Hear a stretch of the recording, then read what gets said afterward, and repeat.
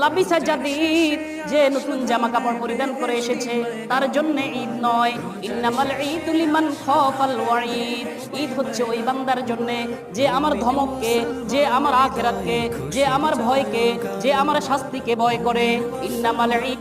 ফাইজা কানা ইয়াউমু ঈদিহিম, যখন ঈদের দিন আসে, ইয়ানি ইয়াউমা ফিত্রিহিম, অর্থাৎ ঈদুল ফিতরের দিন,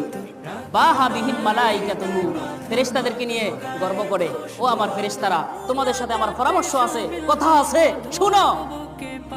মা জাযাউ আজিরিন ওয়াফা আমালাহু, ওই শ্রমিকের কি আজর হইতে পারে যে আল্লাহ রাসূল এটা দেখে আল্লাহ রাসূল বললেন, কদ আবদালাকুমুল্লাহু বিহিমা খায়রাম মিনহা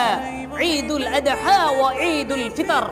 আল্লাহ রাব্বুল আলামিন তোমাকে এই আনন্দ বিনোদনের যে দুই দিনের কথা তোমরা বলেছো, এই দুই দিন থেকে